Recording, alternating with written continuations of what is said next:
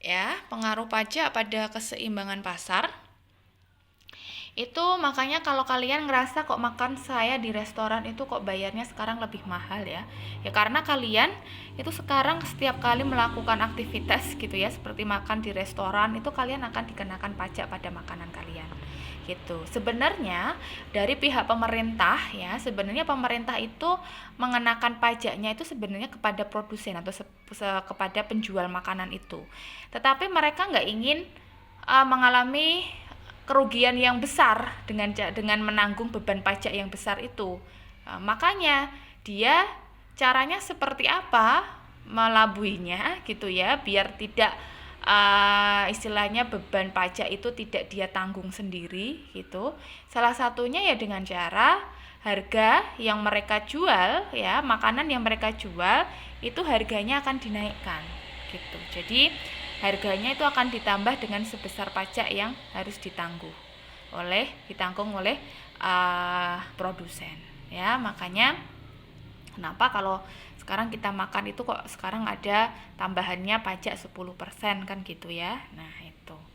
Nah makanya nanti penambahan pajak ya, pengaruh pajak itu nanti kita akan merubah pada fungsi penawaran ya. Jadi pengenaan pajak sebesar T ya pada setiap unit barang itu nanti akan menyebabkan fungsi penawaran kita akan berubah. Ya, jangan lupa fungsi penawaran. Nah, fungsi penawarannya itu akan berubah sebesar ini. Ya. Jadi kalau fungsi penawarannya sebelum kena pajak itu adalah P sama dengan A plus BQ gitu. Nanti kalau sudah kena pajak, dia akan berubah menjadi P sama dengan A plus BQ plus T.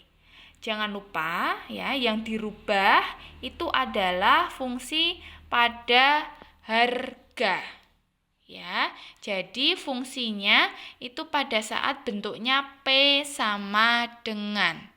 Ya, jadi pada saat fungsi itu fungsinya itu dalam model harga ya, dalam model P sama dengan, baru kalian tambahkan sebesar T ya. Makanya nanti fungsi penawarannya setelah kena pajak itu akan menjadi P sama dengan A plus BQ plus T.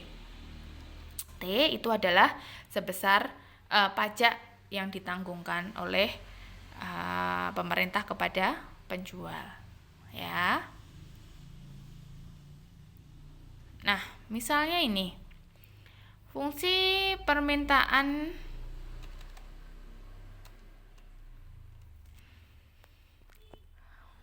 fungsi penawaran maaf. Oke. Ditunjukkan fungsi permintaannya itu adalah 15 min Q ya, berarti PD-nya itu sama dengan 15 min Q. Kemudian fungsi penawarannya PS-nya sama dengan 0,5 Q plus 3, kemudian T-nya sebesar 3. Sebelum dan sesudah. Oke, kita sebelum dulu ya. Sebelum kena pajak.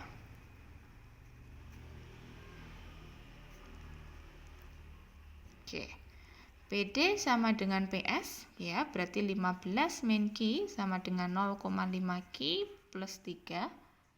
Oke, saya pindah ruaskan ke sini, berarti min 1,5 Q ya, sama dengan ini saya pindah ruaskan ke sini.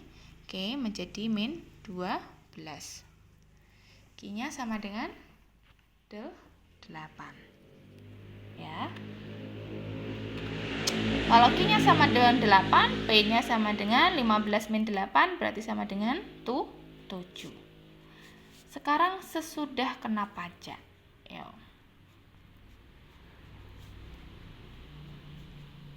Nah, pajak tadi itu merubah pada fungsi ini, fungsi penawaran.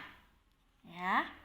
Fungsi penawaran kita, yaitu dengan menambahkan besarnya pajak. Jadi kalau saya rubah, oke ya, saya kasih aksen, ini maksudnya berarti fungsi penawaran sesudah kena pajak berarti menjadi 0,5 Q plus 3 plus 3.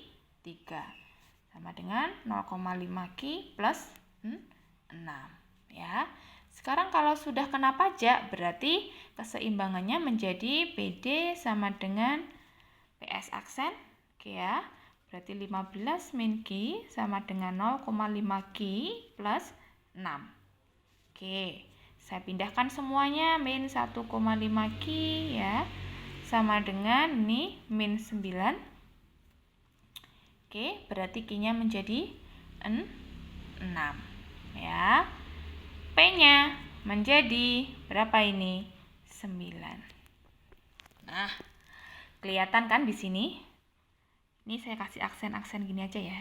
Oke, biar beda dengan sesudah dan sebelum. Oke, jadi di sini bisa kalian lihat nih. Ya. Bisa kalian lihat.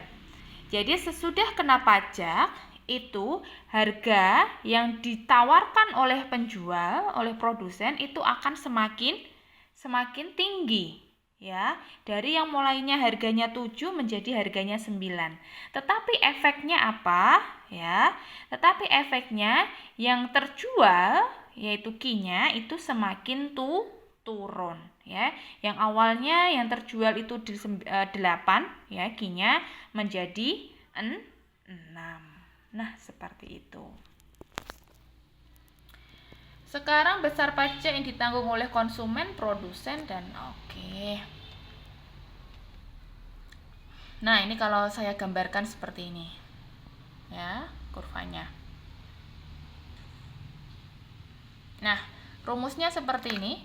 Beban pajak yang ditanggung oleh konsumen itu rumusnya adalah TK sama dengan P aksen min P. P aksennya tadi 9, min P-nya 2, ya berarti yang ditanggung oleh konsumen itu 2.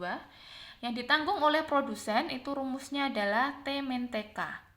Ya, T-nya tadi 3, min TK-nya itu 2, berarti yang ditanggung oleh produsen itu cuma 1. Nah, pajak yang diterima oleh pemerintah itu rumusnya adalah T sama dengan Ki aksen kalikan T. Ya, 6 kali 3 yaitu 18. Nah, jadi di sini bisa kalian lihat nih, beban pajak yang sebenarnya harusnya ditanggung oleh oleh produsen, itu malah sebagian besar itu ditanggungkan ke konsumen ya. Jadi yang sebenarnya 3 itu adalah yang ditanggung oleh produsen, ternyata yang ditanggung produsen itu hanya 1 ya. Yang awalnya 3 itu ternyata hanya 1. Yang 2 itu berasal dari siapa? Yaitu yang berasal dari konsumen ya, gitu ya. Jadi produsen otomatis dia nggak ingin bebannya semakin berat gitu ya, atau istilahnya kerugiannya semakin banyak. Nah, makanya pajaknya itu ditanggung oleh konsumen. Nah, ini adalah fungsi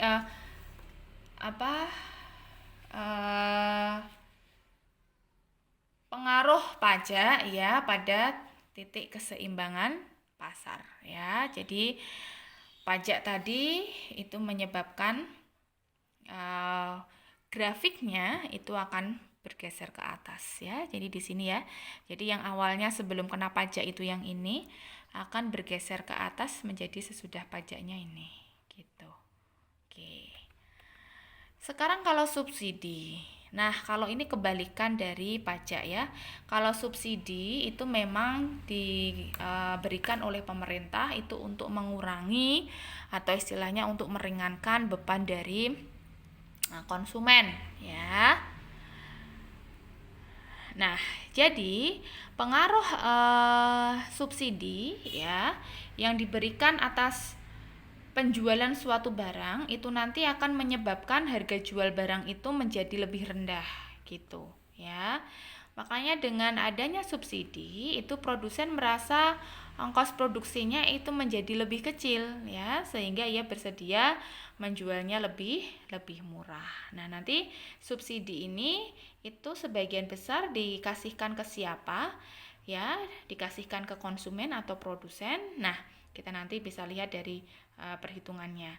Nah, subsidi sendiri itu juga nanti mempengaruhinya atau merubahnya juga pada fungsi penawaran. Oke, masih sama pada fungsi penawarannya.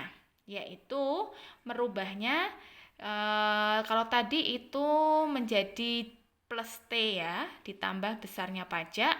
Kalau yang di sini itu dikurangi besarnya subsidi. Jadi min S. Oke.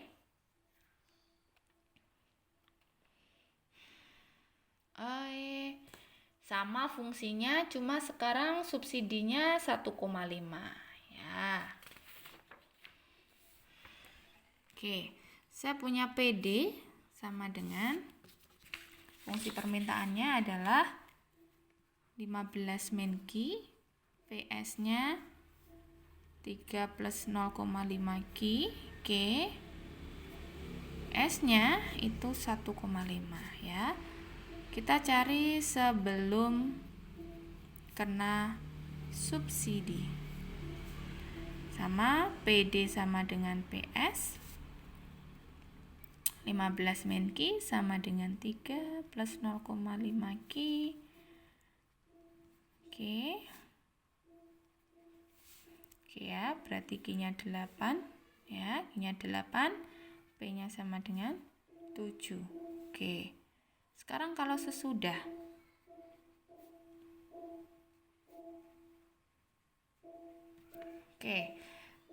sesudah kena subsidi, itu tadi merubah pada fungsi penawarannya. Berarti PS aksennya itu berubah menjadi 3 plus 0,5 Q min 1 setengah. Ya, berarti menjadi 1,5 plus 0,5 Q. Nah. Oke. Sekarang sesudah kena subsidi sama PD sama dengan PS aksen, 15 min Q sama dengan 1,5 plus 0,5 Q. Saya jadikan 1, saya pindah ruaskan, berarti menjadi min 1,5 Q ya, sama dengan ini saya pindah ruaskan ke sini, berarti menjadi 13,5 min ya. Oke. Q-nya ketemu berapa ini? 9. Ya kan? 13,5 dibagi 1,5 itu kan 9. Nah, kalau Q-nya ketemu 9 berarti P-nya ketemu 6.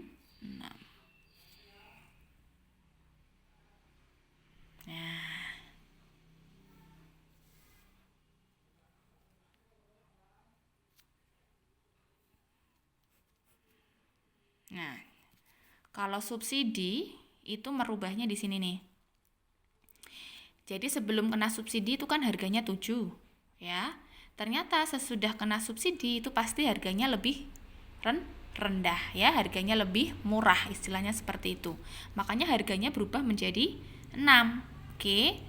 Kalau ternyata harganya 6, otomatis barang yang dijualkan otomatis lebih banyak kan ya. Oke, berarti menjadi 9. Yang awalnya 8 itu menjadi 9. Nah, perubahannya ada di sini nih kelihatan. Oke, dengan adanya subsidi itu harganya akan jadi lebih rendah atau istilahnya menjadi turun ya. Dengan adanya subsidi itu harganya akan turun gitu. Nah, makanya grafiknya itu akan bergeser ke bawah gitu. Ya. Jadi titik keseimbangannya itu akan turun ke bawah. Oke, grafiknya itu akan bergeser ke bawah. Nah. Kemudian yang dinikmati rumusnya ini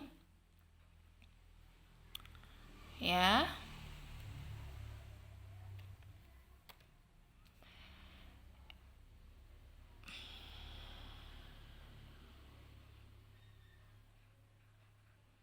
Oke, yang dinikmati oleh konsumen itu sebesar 1, yang dinikmati oleh produsen itu sebesar setengah, yang dibayarkan oleh pemerintah itu 13,5. Ya, rumusnya SK itu adalah P min P aksen. Oke. Kemudian rumusnya SP itu adalah S min SK. Ya. Kemudian rumusnya S besar itu adalah Q kalikan S. Q aksen, Q kalikan S. Ya, S-nya tuh 1,5. Nah, seperti itu. Oke, ini ada beberapa latihan soal ya. Coba silakan kalian kerjakan. Oke, nanti bagian mana yang belum paham ya, nanti silahkan kalian bertanya. Oke, terima kasih atas perhatiannya untuk penerapan fungsi linear yang pertama ini. Oke, ini masih bagian yang pertama ya. Nanti kita masih ke bagian yang berikutnya, yaitu pada fungsi biaya, fungsi pendapatan, kemudian BEP ya, masih ada fungsi tabungan, fungsi konsumsi, fungsi anggaran. Nah, akan saya jelaskan di video selanjutnya. Oke, terima kasih atas perhatiannya. Assalamualaikum warahmatullahi wabarakatuh.